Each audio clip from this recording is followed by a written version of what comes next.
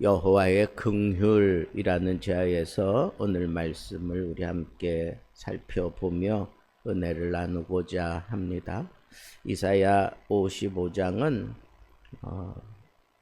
앞부분은 하나님이 우리를 초청하시는 그런 모습이 나와 있고, 초청받은 자는 구원을 얻고 구원의 약속을 이제 누리게 되는 존재로 살아가게 될 것을 얘기하고 있고, 그런 하나님의 구원함을 입은 자들이 하나님의 은혜 가운데 살면서 그들이 하나님의 말씀의 능력과 그리고 그 말씀을 이루는 그런 삶을 가장 아름다운 삶이라고 소개하고 있습니다. 그래서 앞부분에는 하나님의 초청이 나오고, 그리고 중간에는 하나님께 나오라고 그 초청하면서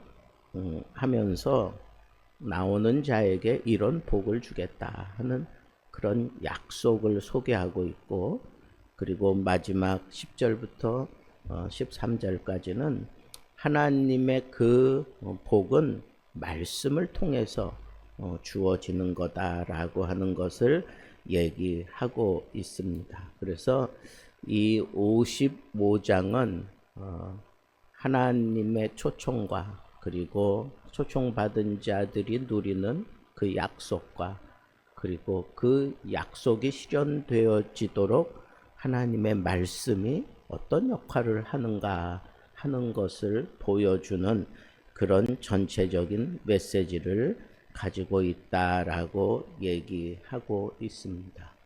자, 그렇다면 하나님이 우리를 초청하실 때 하나님께 나오라고 그렇게 선지자가 얘기를 하죠. 하나님께 나오라. 모든 사람에게 이 길은 열려 있지만 우리가 나아가야 되는 자리는 하나님이다라고 하는 것을 우리는 놓치지 말아야 할 것입니다.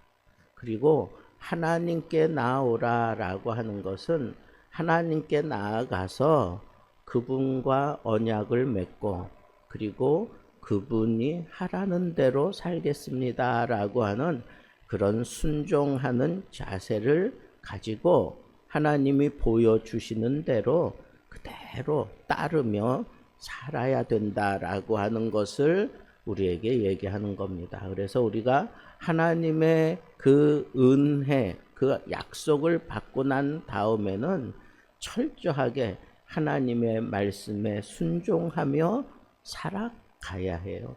그 하나님의 말씀에 철저하게 순종하며 살아가는 그런 자세가 확립되어 있지 않으면 하나님께서 그것이 확립되어질 때까지 우리를 계속해서 다루셔요.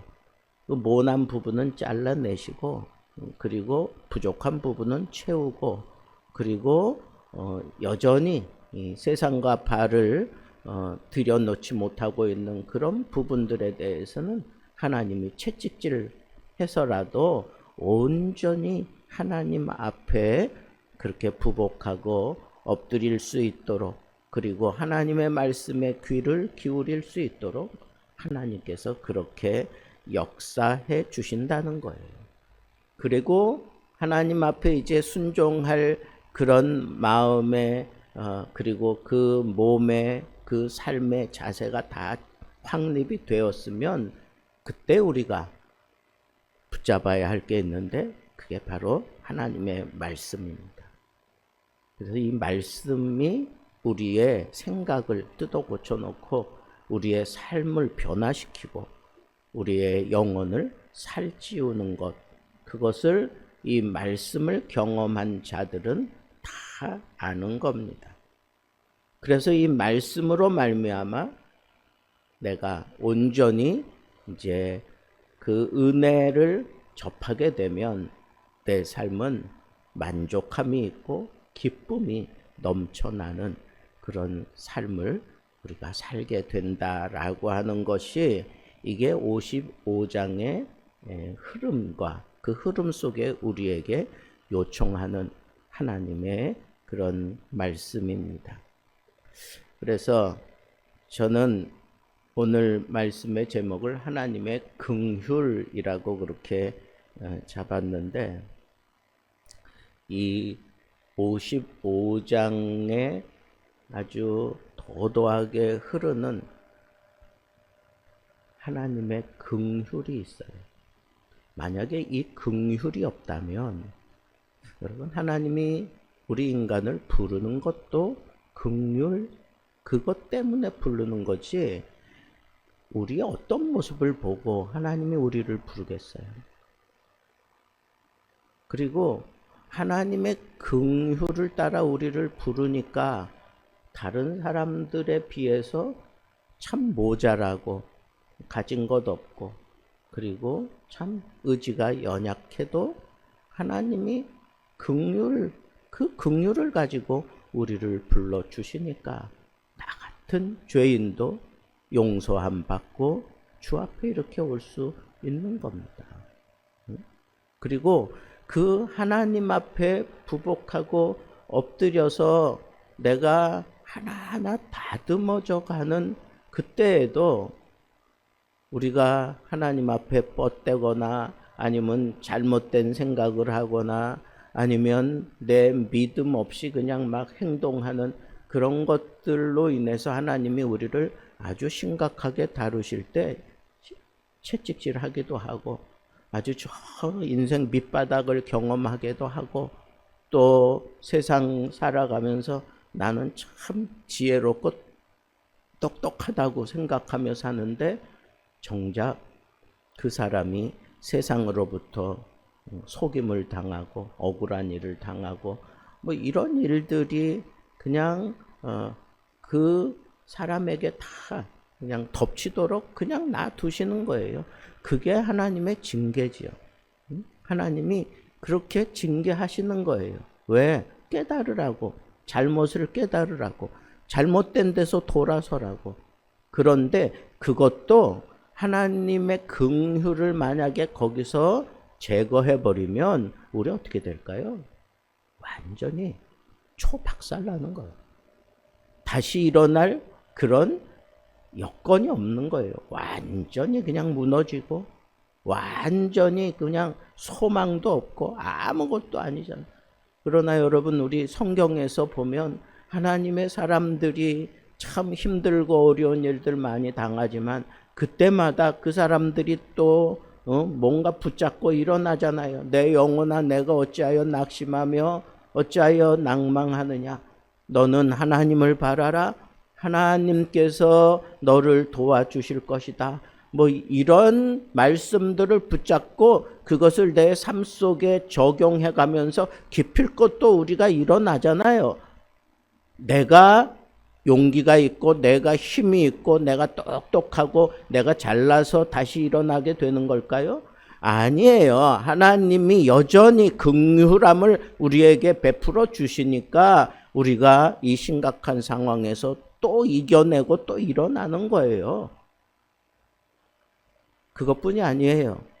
내가 이렇게 하나님의 은혜를 입고 그 긍휼 가운데에서 새로운 삶을 내가 펼쳐가면서 무언가 정말 굉장한 그런 일들을 이룰 만큼 굉장한 그런 세상적인 그 잣대로 볼 때 성공한 그 사람, 그런 사람들이 다 부딪히는 문제가 있는데 그게 자랑하고 싶은 마음, 우쭐하고 싶은 마음, 그리고 교만한 마음, 사치하고 싶은 마음. 여러분, 모든 사람은 다 그래요. 안 그러는 사람 없어요. 다 그렇습니다. 그러니까 하나님이 그때에도 긍휼한 마음으로 그 사람을 봐주시니까 하나님이 그렇게 긍휼함을 가지고 그 사람을 봐주시니까 그 사람이 그나마 거기서 혹 실수하더라도 다시 돌아설 수 있고 또 무언가 배워가면서 하나님 품으로 뛰어들어올 수 있고, 이게 다 하나님의 긍휼하심이 그 밑바닥에 깔려 있기 때문에 가능한 일이다라고 하는 이 사실을 우리는 놓치지 말아야 하겠습니다. 그리고 곰곰이 생각해 보면 내가 이와 같은 은혜를 입고 복을 받고 내가 여전히 건강하고 내가 여전히 호흡을 하고 숨을 쉬며 살 수 있다고 하는 것 자체가 이게 정말 복이에요. 이 복이라고. 여러분 병원에 한번 가보세요. 얼마나 그 환자들이 많습니까? 각종 희귀 병자들도 많고 하여튼 웬 환자들이 그렇게 많아. 그런데 나는 이렇게 건강한 모습으로 내가 지금 살아가고 있는 것, 이게 복 아니에요? 이게 하나님이 나에게 주시는 복이에요. 그런데 내가 정말 그렇게 건강을 잘 유지하기 위해서 막 애를 쓰고 노력합니까? 오늘도 뭐 열심히 운동했어요? 그러지 않아요. 그런데도 하나님이 나를 지켜주신다고. 굉장히 운동을 열심히 하고 울퉁불퉁 막 그냥 몸이 그래요. 막 부러움을 살 정도로 그렇게 참 미스터 코리아 나가도 될 만큼 그렇게 굉장하게 몸을 가꾸었는데 그 사람이 자신 있게 그냥 매일같이 하는 그 수영을 즐기기 위해서 그 새벽에 사람들도 없는 그 수영장 거기 뛰어들어서 잠수하다가 나오질 못해. 그리고 그냥 그렇게 죽어버렸어. 여러분, 우리 인생은 하나님의 긍휼 없이는 사실 아무것도 아니에요. 아무것도 아니에요. 내가 잘 나갈 때도 그렇고 못 나갈 때도 그렇고 건강할 때도 그렇고 약할 때도 그렇고 가난할 때도 그렇고 부할 때도 그렇고 내가 젊을 때도 그렇고 나이 들어서도 그렇고 갓난 아이일 때도 그렇고 하나님의 긍휼 없이 우리는 아무것도 아니에요. 아무것도 아니에요.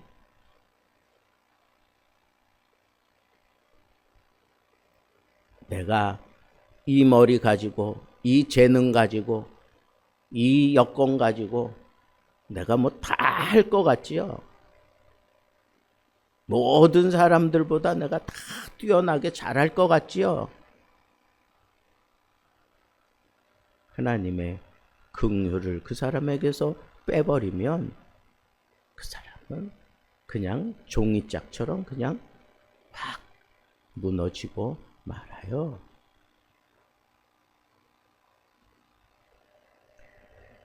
여러분, 하나님께서 우리를 불러주실 때 구원시키기 위해서 불러주시기도 하지만 우리를 다시 회복시키기 위해서 불러주실 때가 있어요. 그렇게 불러주실 때에 여러분이 부를 때에 모든 사람들을 하나님이 다 부르지만 그 부름에 응하는 사람은 특별한 사람이에요. 신학적으로 얘기하면 하나님의 택함을 입은 자들만 그 부름에 응답할 수 있어요. 그렇게 하나님의 부름에 응답하여 들어올 때 하나님께서 우리에게 와서 값없이 주는 것들을 너희들 사고 그것을 너희들이 챙겨서 너희들 이 모든 삶의 양식으로 삼으라고 그렇게 얘기를 하고 있습니다. 하나님이 긍휼을 값없이 주신다는 게 값없이, 그 값없이 주실 때 어떻게 해야 되는 거예요? 반응해야 돼, 반응. 하나님이 부르는 그 음성을 듣거든 우리는 즉각적으로 반응을 해야 돼요. 뒤로 미룰 게 아니에요. 하나님이 나를 부르시는구나. 그게 느껴지면 여러분 모든 거 다 중지하고 하나님 앞으로 가야 되는 거예요. 내가 뭐 잘 나가고 있을 때 하나님이 부른다? 하나님 잠시만 계시라고, 내가 이거 마저 끝내놓고 가겠다고. 아니에요. 그게 아니에요. 하나님이 부르실 때에는 즉각적으로 거기에 반응해야 되는 거예요. 그게 우리의 도리예요. 그게 하나님의 긍휼을 내가 얻는 첫 번째 비결이에요. 그런데 사람들이 그 초청에 반응하지 않아요. 여러분 오늘 말씀 가운데도 그런 거 있죠. 하나님께서 너희들을 만나 주실 만할 때에 만나라 그러잖아요. 그 얘기는 뭐예요? 뒤집어 놓고 얘기하면 이 기회 지나가면 없다는 거예요.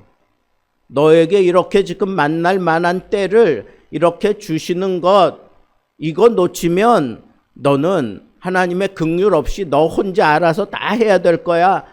그런 것과 다를 바가 아니에요. 똑같은 그런 표현이에요. 여러분 우리는 영적인 사람이니까 아 하나님이 나를 부르시는구나 라고 그렇게 느낄 수 있어요. 그러면 만사 제껴놓고 하나님 앞에 나와야지. 하나님 앞에 나와야지. 구약시대에는 하나님 앞에 나아간다라고 하는 건 성전에 찾아간다는 거예요.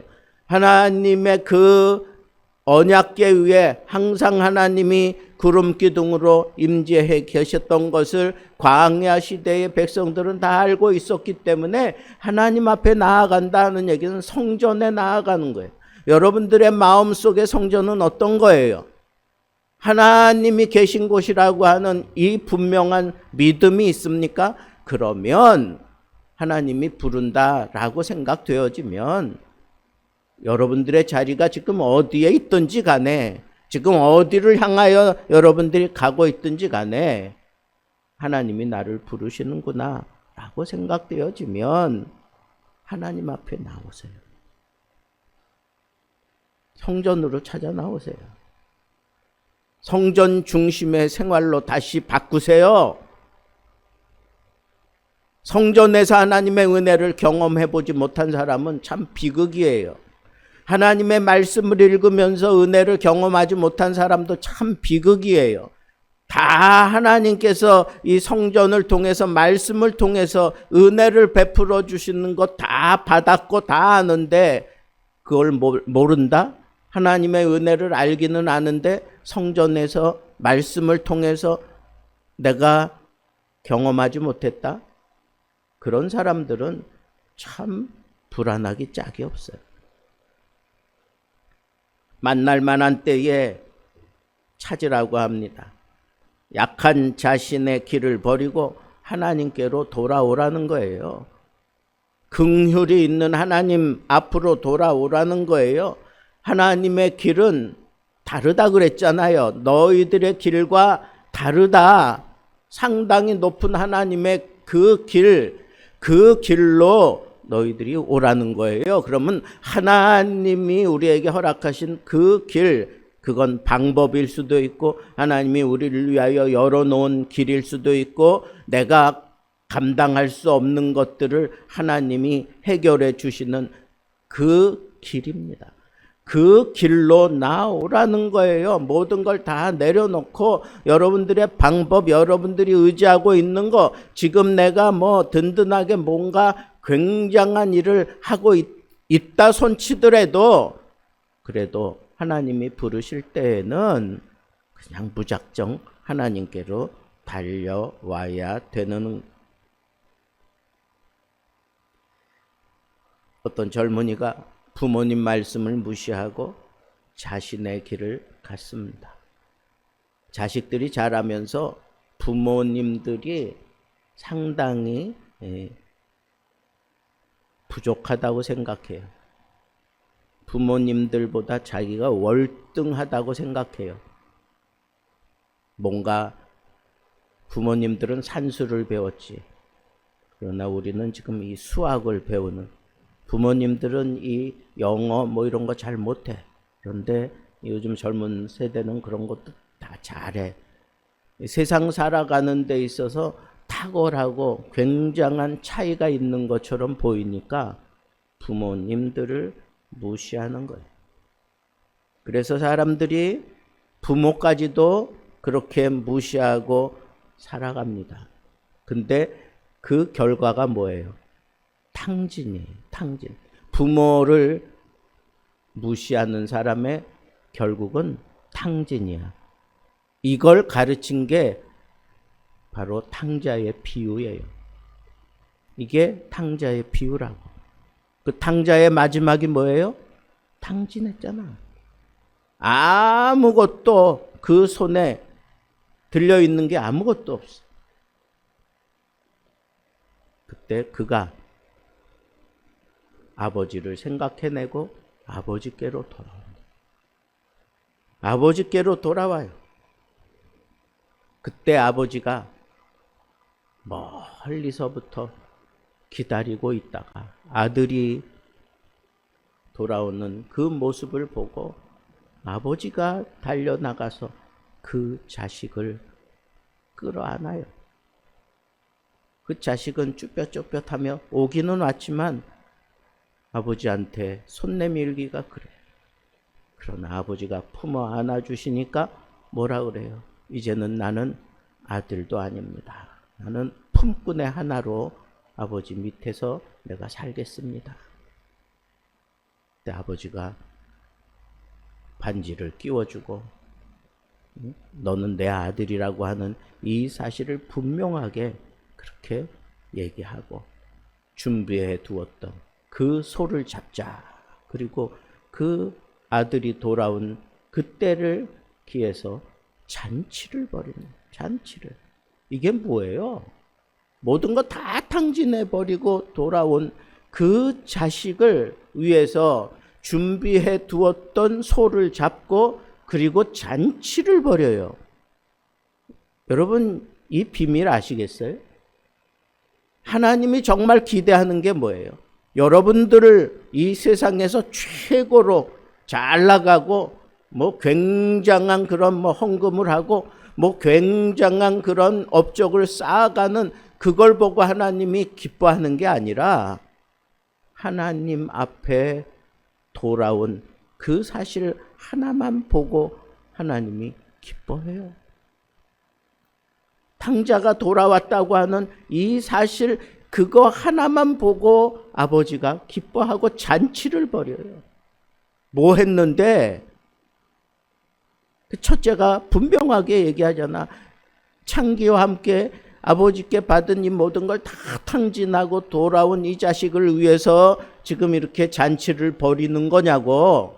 나는 아버지 품을 떠나지 않고 이렇게 아버지한테 헌신하고 봉사하고 지금도 난 가서 일하다가 돌아왔는데 나를 위해서는 이런 잔치 안 벌이고 이 창기와 함께 모든 걸 다 탕진하고 돌아온 이 녀석을 위해서 잔치를 벌이느냐고. 여러분 이게 뭐예요? 정말 아버지가 기대하는 게 뭐냐 이거. 아버지가 기대하는 거.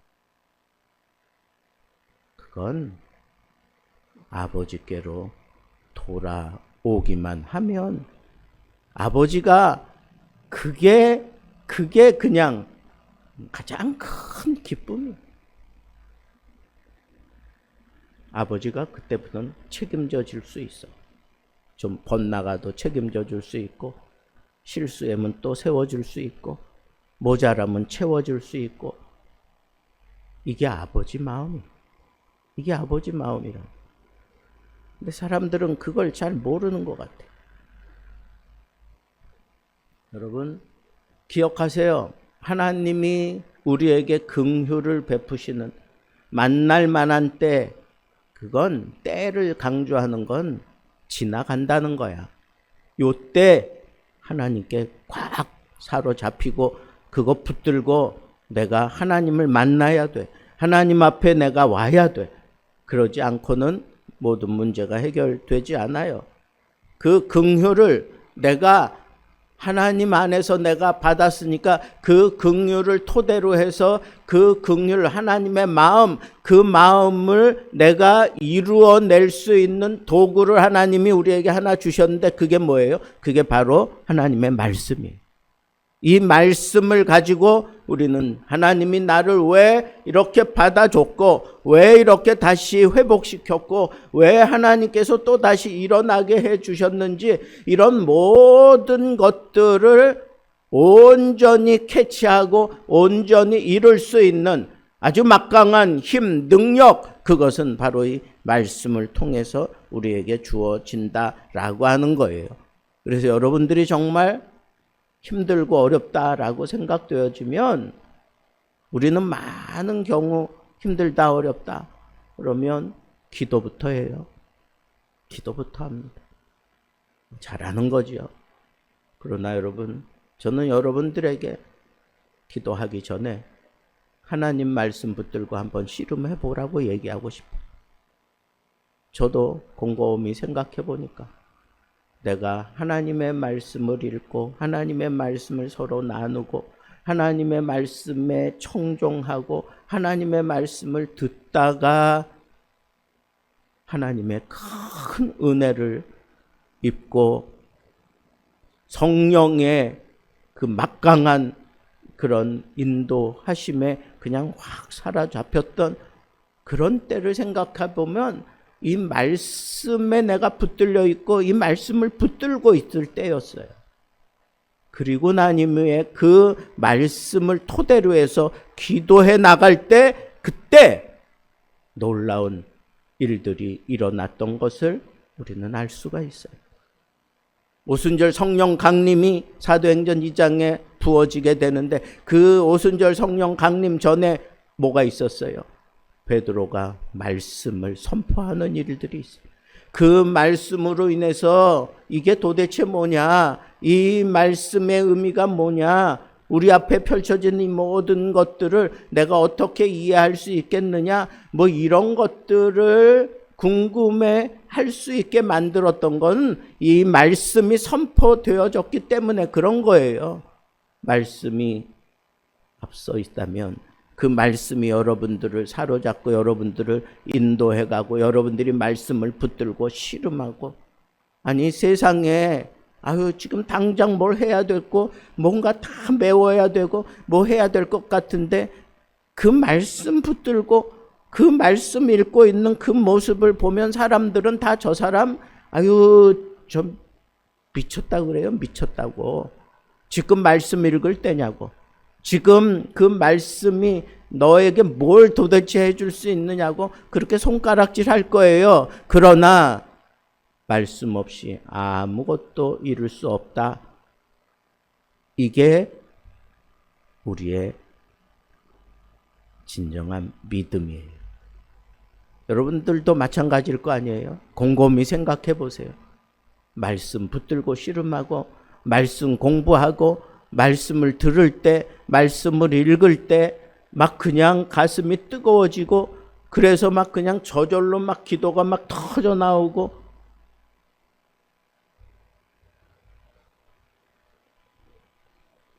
말씀을 읽으세요. 말씀을 부지런히 외우세요. 말씀으로 모든 것들을 새롭게 조명하세요.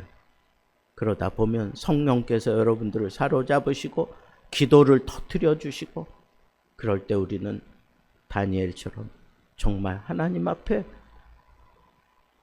이전과 같이 변함없는 모습으로 죽음을 각오하고 기도할 수 있는 그런 용기가 생기고 그런 힘이 일어나게 되는 것입니다.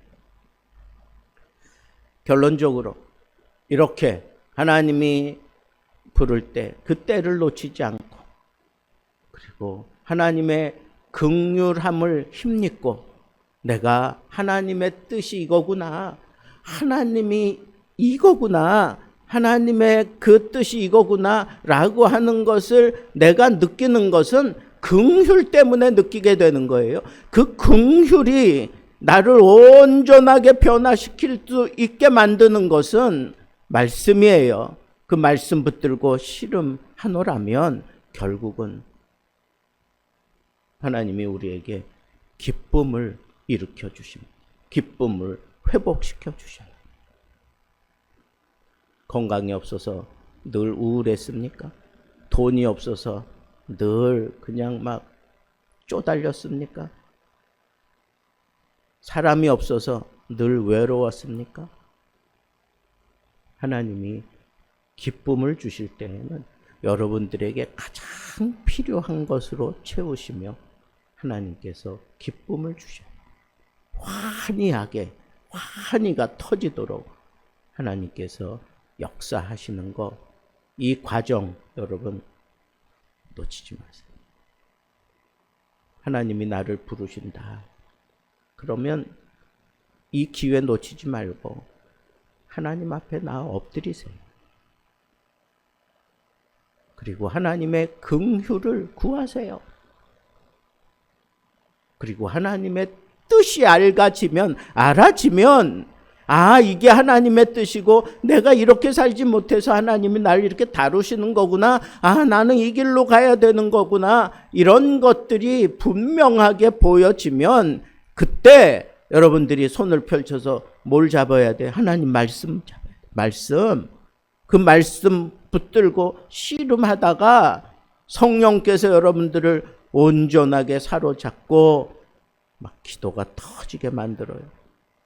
기도 터지는 가운데 하나님의 놀라운 은혜가 성령으로 말미암아 우리에게 막 나타나기 시작. 방언이 터져. 치유의 역사가 일어나. 안 보이던 것이 보여. 깨달아져.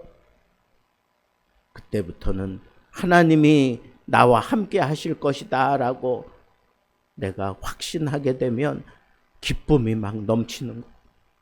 내 삶을 기쁨으로 하나님께서 온전히 다 바꾸어 놓으십니다. 이 이사야 55장이 우리에게 주시는 이 강렬한 메시지 여러분들이 꼭 마음에 담고 이대로 55장에 나타난 이 순서대로 여러분들이 하나님의 긍휼 그거 하나 붙들고 하나님 앞에 매달리세요. 나아가세요. 하나님 외면하지 않아요. 하나님 나 죽겠습니다 라고 부르주세요. 하나님께서 해결해 주실 겁니다. 하나님이 가장 필요한 것으로 우리에게 채우시며 우리의 기쁨을 회복시키시고 세상이 주지 못하는 하늘의 기쁨으로 우리에게 채우시며 영광 받으실 거예요. 힘들고 어렵고 답답하고 괴로울 때 이사야 55장을 펼쳐놓고 묵상하면서 제가 설교한 이 내용 떠올리면서 내가 이게 부족했구나. 나 지금 이거 해야 되는 거구나. 내가 지금 말씀을 붙들고 씨름해야 될 텐데 내가 지금까지 뭐 하고 있었나. 이런 자책감이 오고 깨달음이 올 때 그대로 엎드려 순종하면 하나님께서 반드시 하늘의 기쁨으로 성령의 충만함으로 우리를 완전히 변화시키고 하나님의 영광의 자리에 우리를 세워 주시고 하나님께서 큰 영광으로 우리를 기쁘게 해 주실 줄 믿어 의심치 않습니다.